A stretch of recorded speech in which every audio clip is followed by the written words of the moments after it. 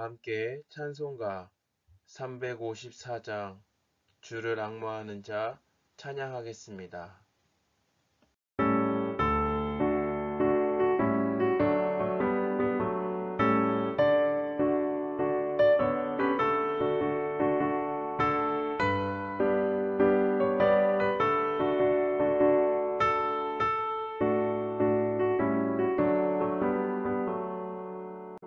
주를 앙모하는 자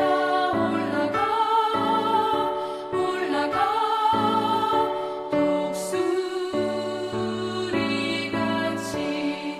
모든 싸움 이기고 근심 걱정 벗은 후 올라가 독수리같이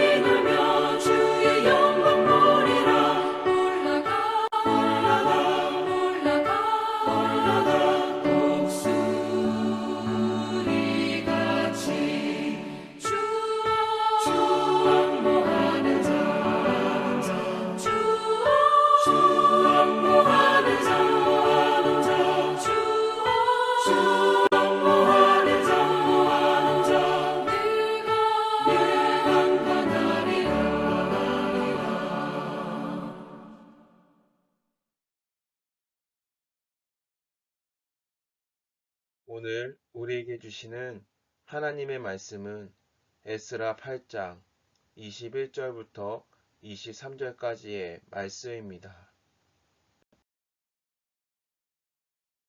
본문 23절 말씀을 함께 읽겠습니다. 그러므로 우리가 이를 위하여 금식하며 우리 하나님께 간구하였더니 그의 응답하심을 입었느니라. 아멘. 하나님의 말씀입니다. 하나님의 은혜 감사합니다. 하나님의 능력만을 의지해야 합니다. 몸으로 복음을 살아내는 것은 말처럼 쉬운 일이 아닙니다. 그것은 순교의 각오가 아니면 고백할 수 없는 것입니다. 우리의 믿음은 신앙 고백이나 성경 지식, 열심으로 증명되는 것이 아니라 삶에 의해 드러납니다. 아무리 성경과 교리에 밝고 몸을 불사르는 열정이 있어도 몸으로 복음을 살아내려는 결단이 없으면 그 고백은 허구입니다. 에스라는 바벨론에 끌려간 유대인 중에 처음 귀환한 수르바벨에 이어 두 번째로 귀환하는 귀국 책임자입니다. 그는 신앙에 철저했고 입으로 고백한 믿음을 몸으로 살아내려 몸부리친 지도자였습니다. 그가 왕의 칙령에 의해 예루살렘으로 돌아갈 행렬을 꾸리던 때입니다. 1500명의 제사장과 족장들, 레위 사람들과 느드님 사람들도 합류했습니다. 성전의 제산을 24명의 제사장과 레위 사람들에게 맡겼습니다. 이들은 바벨론에서 예루살렘까지 1400km를 넉 달 동안 이동했습니다. 그들의 대장정은 특이하게 준비되었습니다. 수천 명의 사람들이 길을 떠나고 성전에 바칠 많은 금은보화가 있는 상황입니다.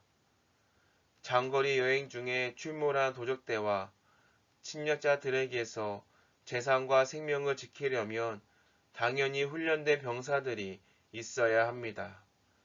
그러나 총 책임자 에스라는 비무장한 백성만 이끌고 갔습니다.